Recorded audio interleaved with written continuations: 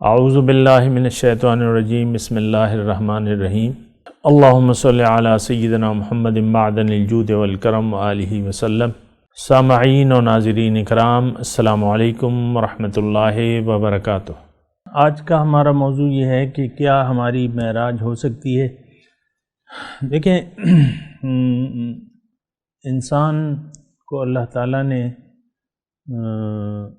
جس مقصد کے لیے پیدا کیا ہے یا اس میں جو صلاحیت اللہ تعالیٰ نے اس کو دی ہے، اگر وہ اپنی اس صلاحیت کو حاصل کر لے تو یہ اس کی یعنی اس صلاحیت کا حاصل کر لینا یہ اس کی معراج ہے۔ یہ بات ذرا نوٹ کر لیں۔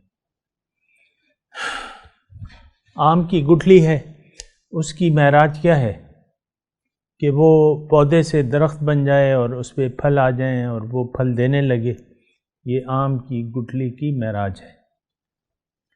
گائے کی معراج کیا ہے کہ یہ بچے سے جوان ہو جائے اور پھر یہ جو ہے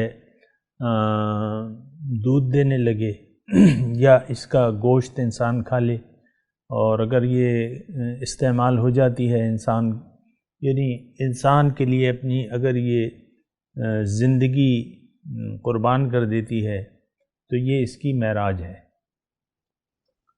اسی طرح آپ دیکھ لیں، ہر شخص یعنی ہر اس کو میں اگر ایک مضمون میں ادا کروں تو وہ یہ ہے کہ اللہ تعالیٰ نے جو کچھ بھی پیدا کیا ہے وہ بامقصد ہے، بے مقصد نہیں ہے۔ ایک بات تو یہ ہے، انسان کے علاوہ جو چیز بھی آپ دیکھیں کہ ہر ایک چیز کا ایک مقصد ہے، خواہ وہ ہمیں معلوم ہو یا نہ ہو، اور ہر چیز جو ہے وہ اپنا کام کر رہی ہے اور اپنی معراج کو حاصل کر رہی ہے۔ شہد کی مکھی اگر شہد بنا لے تو یہ شہد بنانا جو ہے اس کی کیا ہے؟ معراج۔ اسی طرح ہر چیز کی یعنی ہر چیز کا ایک مقصد ہے اور ہر چیز اپنی معراج کو حاصل کر کے اپنا وجود، مقصد وجود پورا کر رہی ہے۔ یہ یعنی آسانی سے یعنی آپ کو شلجم ہے اور پیاز ہے، ٹماٹر ہے، اس کی معراج کیا ہے؟ انسان اس کو استعمال کر لے، کھانا پکا لے، ترکاری بنا لے، انہوں نے اپنی معراج حاصل کر لی۔ آسان بات ہے، اس میں اتنی کوئی ایسی بات نہیں ہے کہ جو مشکل ہو سمجھنے کے لیے۔ یعنی ہر چیز کا اپنی مقصد کو پورا کر لینا کیا ہے؟ اس کی معراج ہے، ہر چیز کا۔ یہ تو ہم نے ایک مضمون جو ہے اس کو سوچتے اور سمجھتے نہیں ہیں تو تھوڑا سا پھر تکلیف ہوتی ہے کہ بھئی معراج۔ اب معراج کے بارے میں ہمارا یہ ہے کہ بس وہ معراج اگر تھی بھی تو وہ نبی کی معراج تھی، ہمارے ذہن میں عام طور پہ بس اب اور کوئی معراج نہیں حاصل کر سکتا، یہی ہے نا۔ اب کوئی اپنی معراج کو نہیں پہنچ سکتا، کوئی انسان نہیں، بس وہ ایک نبی تھے جو اپنی معراج کو پہنچ گئے۔ تو یہ ہماری وہ سوچ و بچار نہ کرنے کا، دین میں سوچ و بچار نہ کرنے کا نتیجہ ہوتا ہے کہ ہم ایسی یعنی اس چیز کو سمجھ نہیں پاتے۔ لیکن بات یہ ہے کہ معراج میں نے آپ کو جیسے بتایا کہ ہر چیز کا مقصد حیات پورا کر لینا اس کی معراج ہے۔ بہت آسان بات ہے۔ اب انسان جو ہے وہ اشرف المخلوقات ہے اور اللہ تعالیٰ نے انسان کو اپنے لیے پیدا کیا ہے، اور اس کی جو معراج ہے وہ قرآن میں بیان کی ہے، جب اللہ تعالیٰ نے یہ فرمایا کہ انی جاعل فی الارض خلیفہ، کہ میں زمین میں اپنا نائب، اپنا خلیفہ پیدا کر رہا ہوں، یہ میرے بعد نمبر 2 ہوگا۔ اگر انسان یہ رتبہ حاصل کر لیتا ہے، یعنی یہ اس کی گٹی میں پڑی ہوئی ہے، جیسے کہ آم کی گٹھلی میں اس کی معراج پوشیدہ ہے۔ اسی طرح انسان کی جو ساخت ہے، جو بنیاد ہے، احسن تقویم، لقد خلقنا الانسان فی احسن تقویم، بہت ایک اچھی ساخت میں اللہ تعالیٰ نے اس کو پیدا کیا ہے، اور اس میں اس کی معراج کیا ہے؟ اللہ سے ملاقات، یا اللہ تک پہنچ جانا، یا اللہ تعالیٰ کا نائب بن جانا۔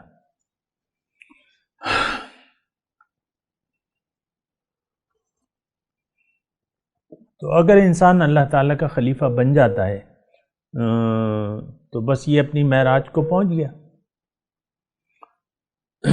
لیکن بات یہ ہے کہ ہم نے تو دنیا میں آگے انسان ایک غلط فہمی کا شکار ہو گیا ہے، وہ کہتا ہے میں مٹی کا ایک ڈھیر ہوں اور میری منزل جو ہے مٹی ہے اور میں مٹی ہوں اور مجھے مٹی میں مل جانا ہے، میری یعنی آغاز اور انتہا یہی ہے کہ میں پیدا ہو کے مر جاؤں۔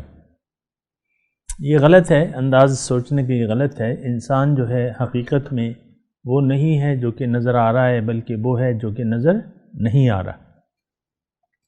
یعنی انسان میں وہ امر ربی موجود ہے۔ ہم کہتے ہیں نا روح اور جسم مل کے انسان بنتے ہیں، اور اصل انسان کی جو ہے وہ روح ہے۔ ظاہر تو جسم یعنی آپ دیکھتے ہیں جب مر جائے تو گل سڑ جاتا ہے، لیکن حقیقت میں موت کے وقت وہ روح اس سے جدا ہو جاتی ہے، تبھی تو اس کی موت واقع ہو جاتی ہے نا۔ روح اور جسم جب الگ ہو جائیں تو پھر ایک حصہ جو ہے لاش کہلاتا ہے اور دوسرا حصہ چلا جاتا ہے عالم قبر میں، عالم برزخ میں، عالم مثال میں۔ تو یہ روح کو اللہ تعالیٰ نے تھوڑے دنوں کے لیے یہ جسم عطا فرمایا ہے کہ یہ اپنی معراج تک پہنچ جائے۔ جیسا کہ یعنی یہ بالکل اس طرح ہے، یعنی اتنی مشکل بات نہیں ہے، اس طرح ہے کہ ایک آم کی گٹھلی آپ کے گھر میں رکھی ہوئی ہے، آم آپ نے کھا لیا، اب گٹھلی رہ گئی۔ اب اس میں گٹھلی میں یہ صلاحیت موجود ہے کہ اگر اس کو مٹی میں دبا دیا جائے تو اس سے اگر مناسب زمین اور مناسب موسم اس سے میسر آئے تو یہ پودا بن کے ایک درخت بن کے پھلدار درخت بن جائے گی۔ لیکن جب تک آپ نے وہ گٹھلی اپنے یعنی اپنے کمرے میں رکھی ہوئی ہے، مثال کے طور پہ اس کو کہیں آپ بو نہیں رہے، مٹی میں دبا نہیں رہے، اس کی پرداخت نہیں کر رہے، پرورش نہیں کر رہے، اس کو مناسب ماحول، تو پھر یہ ہے کہ وہ گٹھلی تو گٹھلی رہے گی نا۔ ہماری روح جو تھی عالم ارواح میں، ظاہر ہے کہ ہماری روحیں نئی نئی نہیں پیدا ہو رہی، یہ ایک یک لخت اللہ کے حکم سے پیدا ہوئی ہیں ازل میں، اور اس میں یہ صلاحیت موجود ہے کہ یہ اللہ کے دربار میں حاضری کا درجہ حاصل کر لے، اللہ کے پاس پہنچ جائے، اللہ کا قرب حاصل کر لے۔ اس روح میں یہ صلاحیت موجود ہے، یا یہ اللہ کا روح جو ہے وہ اللہ تعالیٰ کی نائب بن جائے، خلیفہ بن جائے۔ تو یہ اچھا، اب اس کے لیے یعنی روح مثال ایک گٹھلی کسی ہو گئی، اس کو اللہ تعالیٰ مٹی میں بھیج دیتا ہے۔ ہم سب اس وقت مٹی میں ہیں، جو جسم ہے نا یہ مٹی سے بنے ہوئے ہیں، انسان مٹی، انسانی ظاہری جو ہے جسم مٹی ہے، مٹی کھا رہا ہے اور مٹی میں مل کر مٹی ہو جائے گا۔ تو روح کو اللہ تعالیٰ نے مٹی میں ابھی دبا دیا ہے، ظاہر ہے کہ اب مٹی غالب ہے ہم پہ، ظاہر اب جب مثال کے طور پہ آپ 1 فٹ نیچے تلے دبا دیتے ہیں آم کی گٹھلی کو، تو جب دور سے دیکھتے ہیں تو وہ گٹھلی نظر ہی نہیں آتی، صرف مٹی نظر آتی ہے، گٹھلی تو نیچے دبی ہوئی ہے۔ اسی طرح ہماری روح جو ہے اس وقت وہ دبی ہوئی ہے مٹی میں۔ اب اس کو یعنی اب سوال یہ ہے کہ یہ کس طریقے سے اپنی معراج تک پہنچے گی۔ دنیا میں آنا اس کو ایک ایسا ماحول فراہم کرتا ہے روح کو کہ یہ اپنے معراج کو حاصل کر لیں۔ بات کرتے ہیں انشاءاللہ اگلی نشست میں۔ وآخر دعوانا ان الحمد للہ رب العالمین۔ مولاي صل وسلم دائما ابدا على حبيبك خير الخلق كلهم